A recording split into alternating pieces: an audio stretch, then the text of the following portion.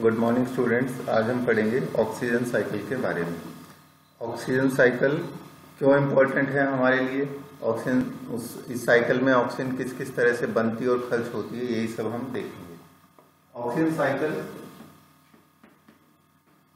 जैसा कि हम जानते हैं कि ऑक्सीजन हमारे एटमॉस्फेयर में कंसंट्रेशन इसके लगभग 21% के आसपास है।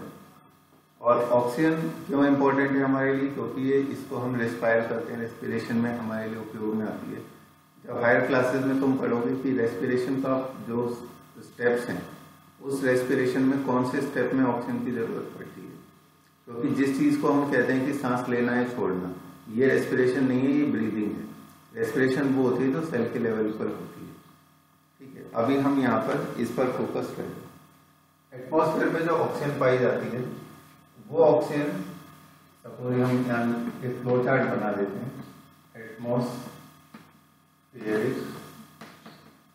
ऑक्सीजन, ये एटमॉस्फेरिक ऑक्सीजन किसमें यूज होती है, रेस्पिरेशन में।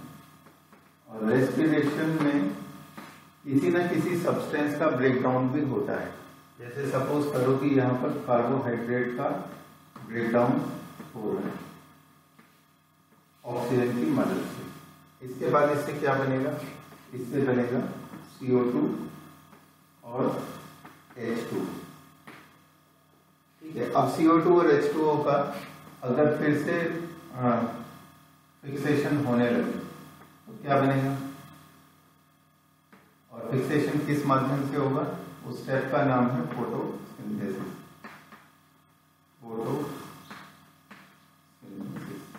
फोटोसिंथेसिस में क्या होता है कि कार्बन डाइऑक्साइड और H2O, इन दोनों रॉ मटेरियल्स को यूज करके सनलाइट की प्रेजेंस में क्लोरोफिल नाम के पिगमेंट क्या बनाते हैं, कार्बोहाइड्रेट बनाते हैं। कार्बोहाइड्रेट का फॉर्मूला यहाँ लिखा है C6H12O6 और साथ में एटमॉस्फेरिक ऑक्सीजन। एटमॉस्फेयर में जो ऑक्सीजन पाई जाती है डायटोमिक होती है। डायटोमिक का मतलब है कि एक मॉलिक्यूल में दो एटम्स प्रेजेंट है, इसीलिए इसको हम ऐसे भी लिख सकते हैं। ठीक है, अब ये और रेस्पिरेशन किस कौन से सेल्स में होता है, हर एक लिविंग सेल में रेस्पिरेशन होता है। जो भी कार्बोहाइड्रेट को यूज करेगा उसके अंदर रेस्पिरेशन होगा। प्लांट्स जो होते हैं वो तो उन्होंने तो अपना खाना खुद बना के, लेकिन हम लोगों को कार्बोहाइड्रेट कहाँ से मिलेंगे, जो हेटेरोट्रॉफ्स हैं, यानी कि जो दूसरों के ऊपर डिपेंडेंट है अपने खाने के लिए, उनको हेटेरोट्रॉफ्स कहते हैं। और अपना खाना जो खुद बनाते हैं उनको क्या बोलते हैं, उनको ऑटोट्रॉफ्स कहते हैं।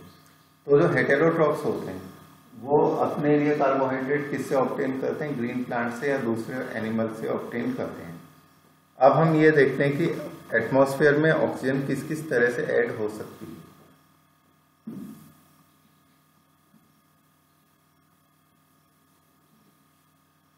अगली हमारी हेडिंग है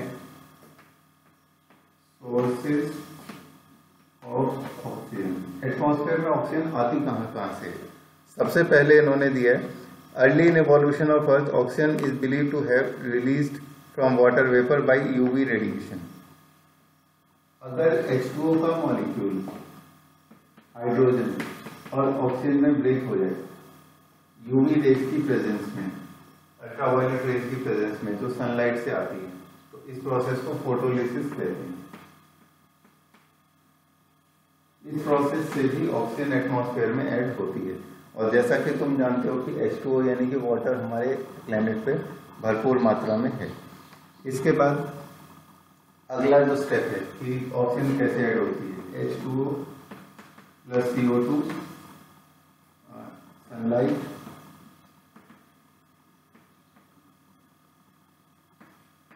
क्लोरोफिल, और इससे क्या बनेगा C6H12O6 प्लस O2, यानी कि इक्वेशन किसकी है, ये फोटोसिंथेसिस की इक्वेशन। फोटोसिंथेसिस ये ऑक्सीजनिक फोटोसिंथेसिस है, यानी कि ऐसा फोटोसिंथेसिस जिसमें ऑक्सीजन बने। जरूरी नहीं कि सारे फोटोसिंथेसिस में ऑक्सीजन बनेगा ही, वो तुम हायर क्लासेस में पढ़ोगे। ज्यादातर ग्रीन प्लांट्स में लेकिन ऐसा ही फोटोसिंथेसिस होता है। इसके बाद आगे photosynthesis is responsible for the earth atmosphere as we know it, क्योंकि पुराना जो एटमॉस्फेयर था लगभग 5000 काफी समय पुराना, उसमें ऑक्सीजन की कंसेंट्रेशन 21% नहीं थी। ये जो 21% बनी है वो इस वजह से बनी है कि अर्थ पर इतने सारे फोटोसिंथेसिस करने वाले ऑर्गेनिज्म हैं जो कि लाखों सालों से ऑक्सीजन को एटमॉस्फेयर में रिलीज कर रहे हैं। तो अब हमारा जो एटमॉस्फेयर है उसमें ऑक्सीजन का कंसेंट्रेशन काफी हाई है ना, 21%। इसीलिए ऐसे एटमॉस्फेयर को क्या कहते हैं, ऑक्सीडाइजिंग।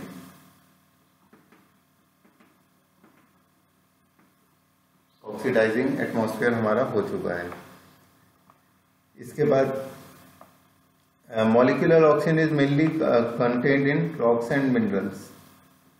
ज्यादातर ऑक्सीजन गैसियस फॉर्म में नहीं पाई जाती, जो डायटोमिक गैस मैंने लिखी है, ज्यादातर किस रूप में पाई जाती है, कंपाउंड्स के रूप में, जैसे कि कैल्शियम कार्बोनेट CaCO3, ठीक है, या फिर इसके अलावा कोई जैसे कार्बोनेट है CO3, इसी तरह कोई सल्फेट होगा SO4, ठीक है, कंपाउंड्स के रूप में पाए जाते हैं। और कंपाउंड्स किस फॉर्म में पाए जाते हैं, मिनरल्स की फॉर्म। मिनरल्स जो कि प्रेजेंट होती हैं रॉक्स में, तो रॉक्स के अंदर भी पाई जाती है, वहां पर ये स्टोर होती है। अगर पत्थर यानी कि रॉक्स टूटेंगे, उनकी वेदरिंग होगी, जिस वजह से मिट्टी बनती है, उस प्रोसेस को वेदरिंग कहते हैं। तो उस दौरान भी क्या रिलीज होती है, ऑक्सीजन रिलीज होती है। इसके बाद weathering process, plants and animals extract minerals and release oxygen. Plant अगर न्यूट्रिएंट लेते हैं मिट्टी से तो भी ऑक्सीजन रिलीज होती है जो मिट्टी में कैद थी, क्योंकि एयर पोर्स के अंदर भी प्रेजेंट होती है सॉइल के। इसके अलावा मिनरल्स के रूप में जो ऑक्सीजन प्रेजेंट थी वो तब रिलीज होती है जब उन मिनरल्स यानी कि रॉक से क्या बनेगी, सॉइल यानी मिट्टी बनेगी। अब आता है loss of oxygen from atmosphere. Atmosphere से ऑक्सीजन रिलीज कैसे होती है।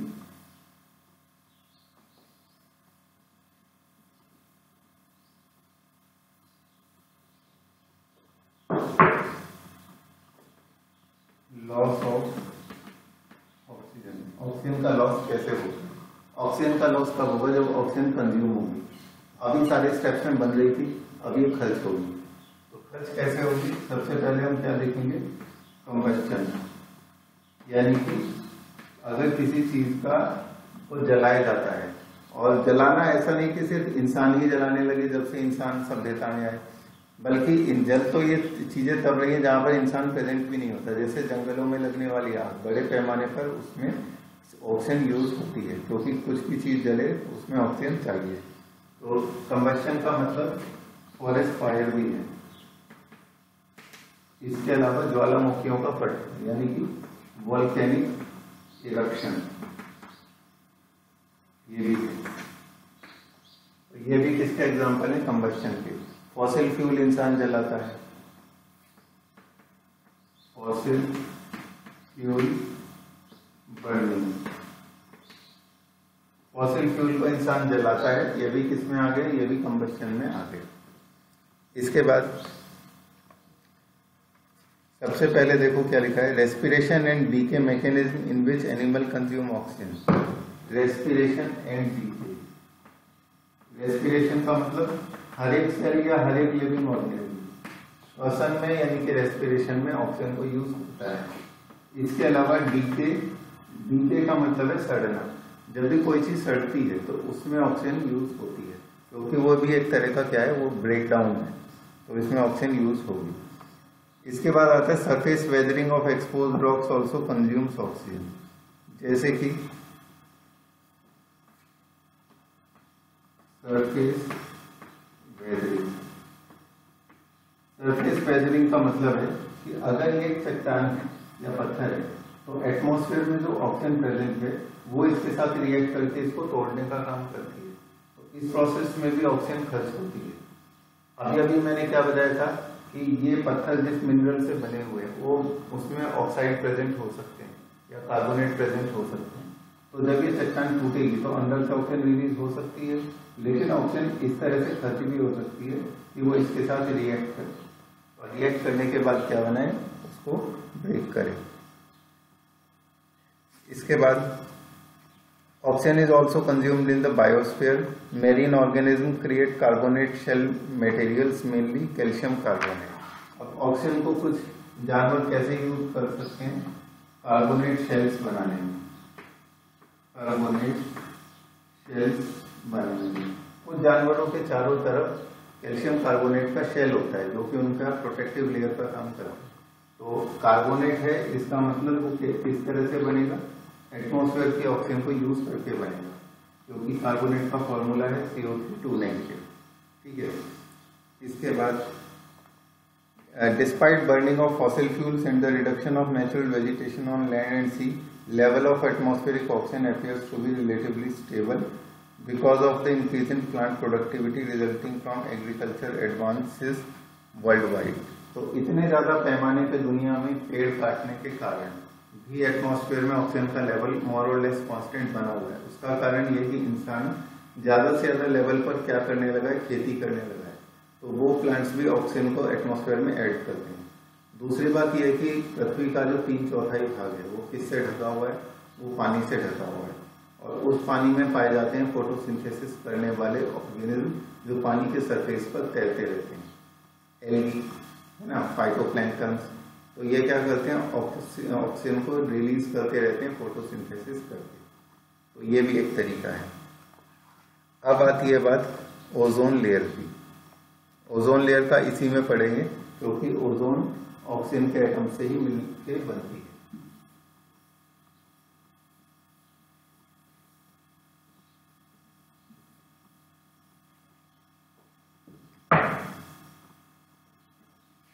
ओजोन लेयर,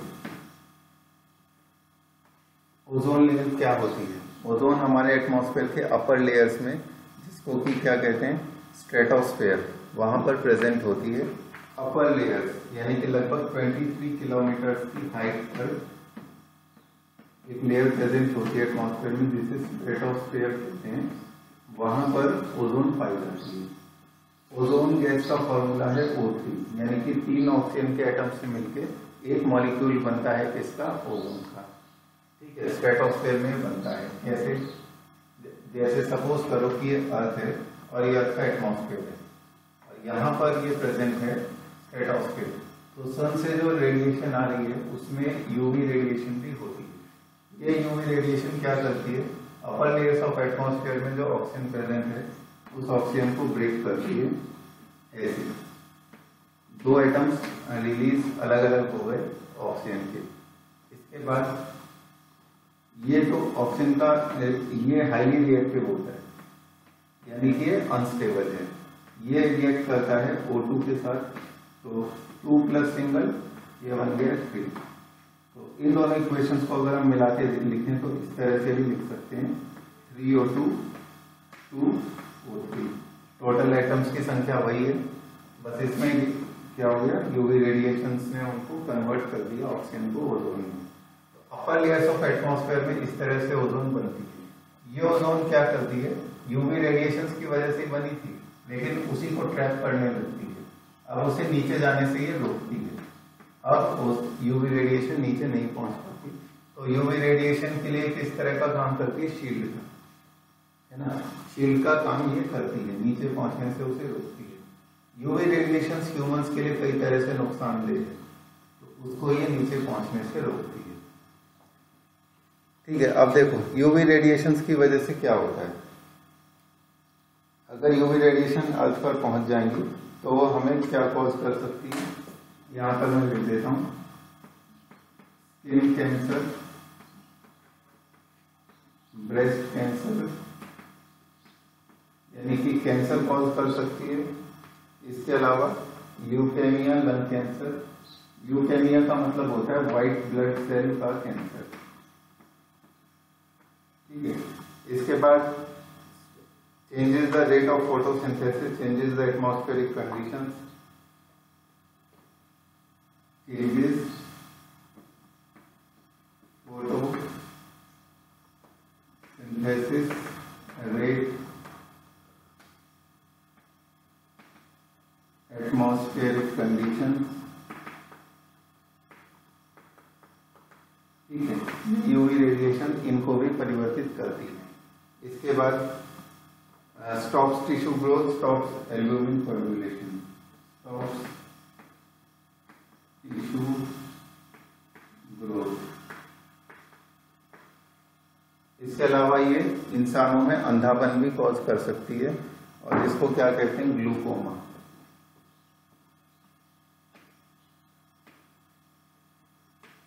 ठीक है, अंधापन भी ये कॉज कर सकती है। क्यों? इसीलिए ये हमारे लिए शील्ड का काम करती है। तो अर्थ पर यूवी रेस ना आने पाए इसके लिए इसका बने रहना जरूरी है। तो इंसानों की कुछ गतिविधियां ऐसी हैं जिनकी वजह से क्या होता है कि ये जो ओजोन की लेयर है ये धीरे धीरे डैमेज होने लगती है। जैसे क्या, इंसान कुछ चीजें ऐसी यूज करते हैं जिनमें कुछ ऐसे केमिकल्स यूज होते हैं जो जब रिलीज हो जाते हैं तो वो ओजोन को डैमेज करते हैं। ऐसे केमिकल्स को हम क्या कहते हैं, CFC या फिर क्लोरोफ्लोरोकार्बन, क्लोरोफ्लोरोकार्बन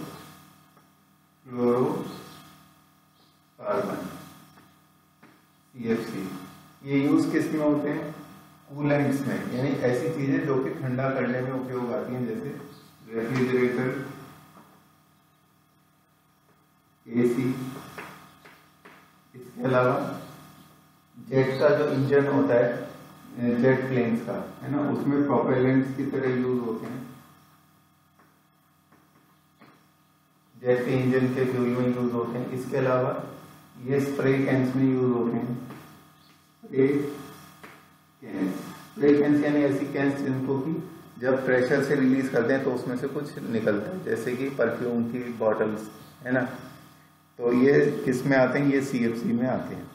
एक CFC का मॉलिक्यूल 1 मिलियन ओजोन के मॉलिक्यूल्स को ब्रेक कर सकता है। एक CFC का मॉलिक्यूल 1 मिलियन O3 के मॉलिक्यूल्स को ब्रेक कर सकता है। जैसे यहाँ पर ऑक्सीजन से ओजोन बनी थी, तो ये CFC क्या करते हैं, ओजोन को वापस से ऑक्सीजन में कन्वर्ट कर देते हैं, जिसकी वजह से ये जो ऊपर लेयर बनी थी ये कैसी होने लगती है, पतली होने लगती है, और यूवी रेज इसमें से छन छन के नीचे आने लगती है और हमें नुकसान पहुंचा सकती है। इसी चीज को हम क्या कहते हैं, ओजोन डिप्लीशन।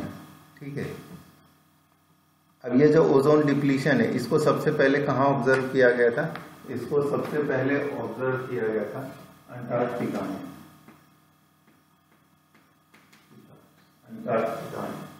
क्योंकि वहां पर अर्थ की जो सारी CFCs थी वो जाकर इकट्ठा हो रही थी, क्योंकि अर्थ क्या है, लगातार मोशन में है। तो उसमें जो गैसेज हैं जो रिलीज होती हैं ह्यूमन एक्टिविटीज से, वो सारी पोल्स की तरफ जाकर इकट्ठा हो जाती है। अच्छा, इसके बाद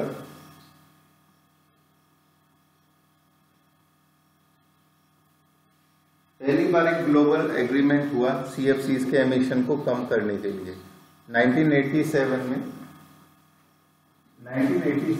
दुनिया भर के देशों ने मिलकर आपस में एक समझौता किया कि हम CFC का जो प्रयोग है अपने कार्यकलापों में उसको कम करेंगे। एक जगह थी जिसका नाम था मॉन्ट्रियल। कौन से देश में है ये, कनाडा में। वहां पर इन्होंने क्या किया, कुछ नियम बनाए कि इन नियमों का पालन करके हम CFC का एमिशन कम करेंगे। उन नियमों को कहते हैं मॉन्ट्रियल प्रोटोकॉल। मॉन्ट्रियल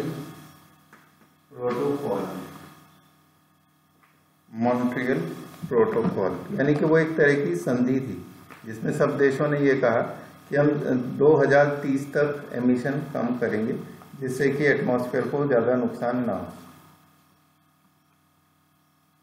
इसके बाद आता है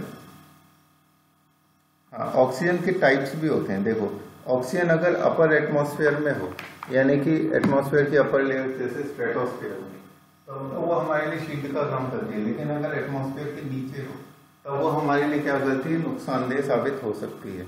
उसको क्या कहते हैं, उसको बैड ऑक्सीजन कहते हैं। तो ओजोन कहते हैं। तो ओजोन के भी टाइप्स हैं, बैड या फिर गुड। और जो बैड वाली, ये गुड तो ये है जो ऊपर वाली है जो शील्ड का काम कर रही है, नीचे जो बन जाती है अगर गलती से तो उसे बैड कहते हैं। अब बैड के इफेक्ट क्या होते हैं, बैड की वजह से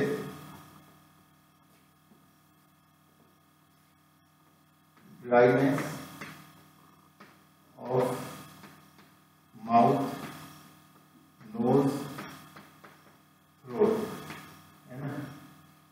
इसके अलावा visual activity change, headache, pulmonary congestion. Visual change. Visual change का मतलब क्या हुआ कि हमारे जो देखने की क्षमता है उसमें भी परिवर्तन आने लगता है। हमारा नाक, हमारा गला, हमारा मुंह सब सूखने लगता है। इसके अलावा headache and pulmonary congestion. Headache का मतलब क्या है? सिर दर्द। पल्मोनरी कंजेशन का मतलब क्या है? पल्मोनरी कंजेशन फेफड़ों का ब्लॉक हो जाना, उसे पल्मोनरी कंजेशन कहते हैं। इसके अलावा ये हमारी फसलों को भी और फसलों को, पेड़ों को, इन सबको भी नुकसान पहुंचाता है। ठीक है, तो ये तो था ऑक्सीजन के बारे में और ओजोन के बारे में। इसमें हमने क्या क्या पढ़ा? ओजोन कहाँ पाई जाती है, ओजोन कैसे बनती है, ओजोन का फंक्शन क्या है।